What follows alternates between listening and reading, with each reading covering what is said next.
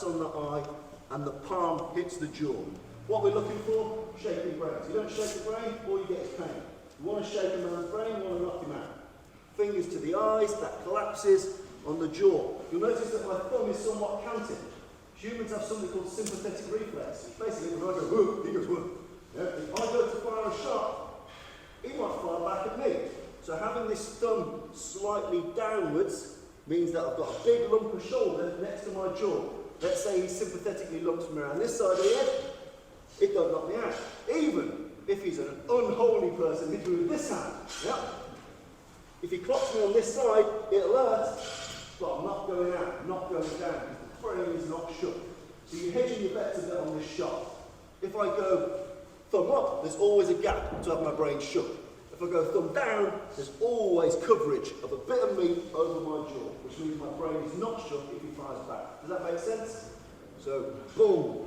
I want a good hip rotation, bang, firing that shot in. And if you're ever going to fire your shot preemptively, you don't move your head, you're an idiot. When I fire that shot, boom! His computer needs to recompute where my head's going to be. There's no point in my head staying exactly where it is. So try and move your head as you land this shot. So, the drill will work like this. I will say, make ready. This man will be in a sneaky area. He'll be close, he'll be short. Come on, make ready. That but fast. And I want to well, that but fast are horrible.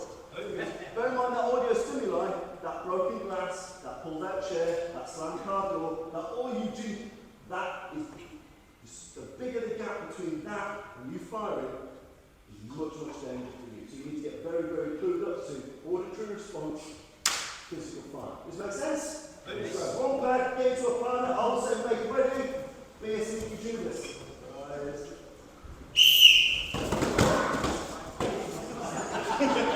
This is a room with very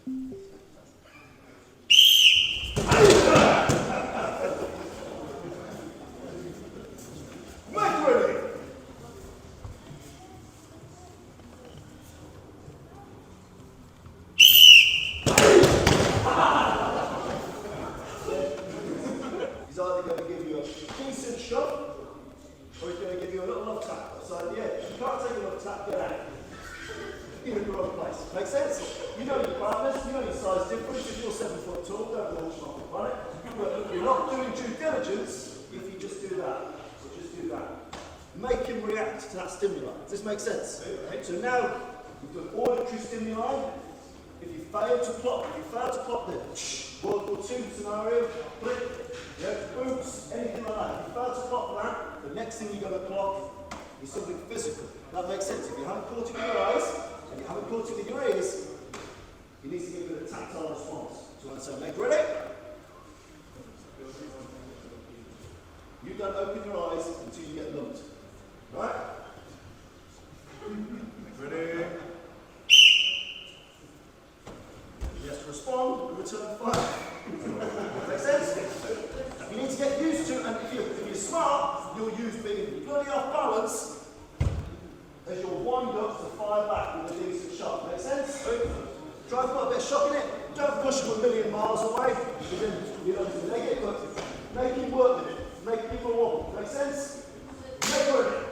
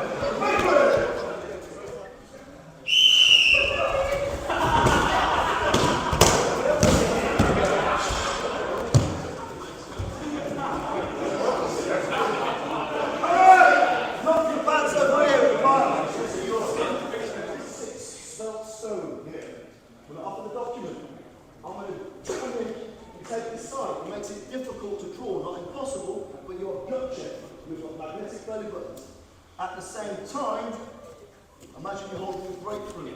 You're going to hit him up here, like so. I'm going to raise that elbow. What hits the ground first?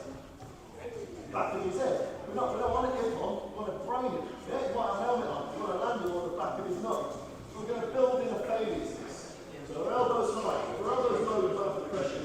Let's imagine his hands Jurgensen, member of the Prussian shot put team. He's a big unit. He's not going down. Ideally, we show this, straight down, he's looking on the back of his nose. It's a strike, not push. That's not work, because he's a big unit. So we're going to rake down his eyes with our fingers. Like so, so we're going to rake down these eyes. Grab a look for something in the groin. Then we're going to move to our edge of hand blows and normal shuto strikes. But don't want any Austin Powers judo chops. Step with the bloody thing. It's just grab where you're doing nothing. I want to grab a little bit and separate this a little bit. And when I do it, it's a drop step. I raise that foot, the hand is before the foot. Does this make sense? Hey. So we are. We're dropping in the air. Knocking down. Now always, you've got a man down with a spinal smarter like this. Or you take to the head before you get the arm. Or you take to the feet, it's easy for him to turn and run at you. Or you take to the head, it's easy to deal with him, it's easy for you to get the arm. Make sense? So it's a simple drill. He's going to ask for your patience, you're going to maintain dialogue. You're going to step as close as you possibly can to take away his reaction time. Bang! Chin jab. Raise that elbow. It's got to be strong, remain strong. Rip down his eyes, travel onto something, move him in the three-piece service. 1, 2, 3. Or you take to the head, get going. Make sense? Do it up.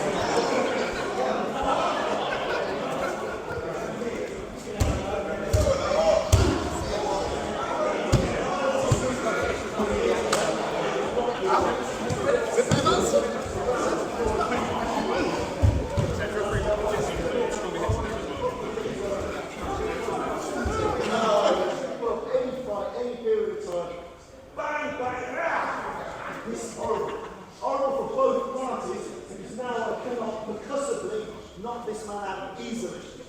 Make sense? Knocking him out, perfect. Shake his brain, lump him, done. Safe, beautiful, walk away guarantee. If you haven't done it, odds are you're going to end up in this trench fight, knee, fighting, horrible. And this means I'm pinned in time and place. If I'm pinned in time and place, Fat Kebab Shop Terry's going to join me, France Ruber's going to join us, we're going to have to Tony Plaza, everyone's going to join me. So, in this truck, we're going to get facing each other in lines. We're going to blow the whistle and you're going to collide in a Weatherspoons wrestle. And I want a bit of welly on it. Yeah? And we're going to look at a really simple thing. A leverage shot. So we're going to use our left hand in this instance. And we're going to put our armpit right over his shoulder. And we're going to hold on to his right hand. Trained or not trained, your right hand, 9 times out of 10 is your decent one. This 7-stone man hanging off this good arm now renders it mostly useless. You see I've kept bicep control here. So if you want to get a bit spicy with that one, difficult, you try to do with that hand. Put you first, every time. Target.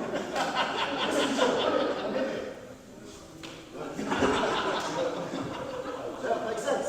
So we're going to Weatherspoons wrestle. Bang! Collide. Shoot. Rack. And now this is where we're going to rag him, like he's in a washing machine with a brick. Rag him moving. And we use a range of World War II strikes here. Tiger claw strike, see how that pants the brain. Really quite significant. Overhand smashes down to the back of the head. When he's here, this is the trauma on the head here. Whilst his best best hand is very much occupied. Or indeed, I can chinge out from here and do it while I've wrapped up his best hand. So when you get into the habit of colliding, imagine your chin is not landing, this is going to be quite feral. Shoot that over, don't be polite, shoot it. Grip it, whisper something nice in his ear. And then get used to all the variables you've got. Chin jab, edge of hand, face smash, tiger claw. What you get used to is control. Why do we want the control as opposed to a throw? It's ww2. He's lightly armed. I want to bash him up so much that when he does go down, he'll draw in that pistol. That makes sense? So I've got to keep that. You might grab your own shot, whatever, but rag it, hit it. Partner, have a bit of on. If he doesn't rag it, you're going to fire back. Get a bit of bicep control. Up and up. Make sense? Work that jaw. And two arms facing each other.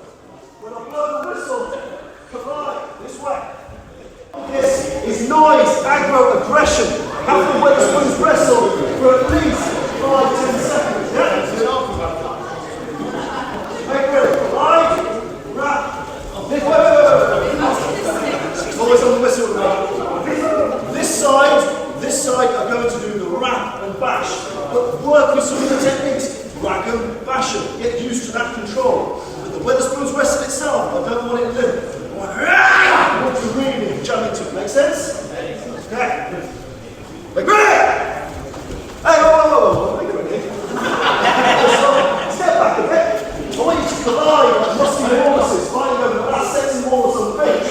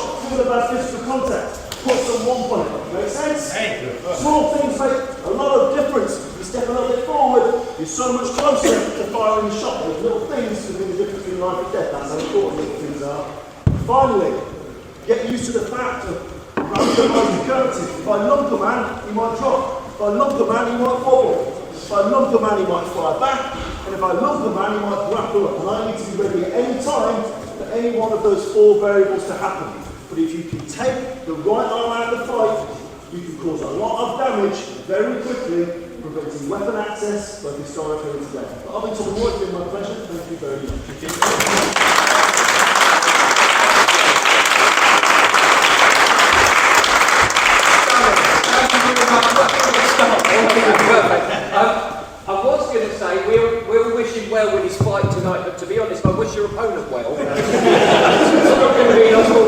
many days after that. Only about a week or so, it'll be alright. But no, hugely appreciate that. Thank you so much for coming, especially as you've got other commitments tonight with this fight. Those that haven't read his books, I highly recommend reading Tommy's books. And even if you don't really read them, they're so thick you can just hit your opponent with a book. As he's shooting off, he's the first one to get a certificate and badge. So if you would mind all giving a big round of applause for this webinar. Thank you. Appreciate it.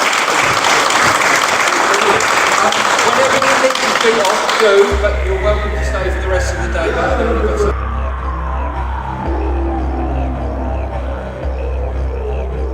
Blood, sweat and tears.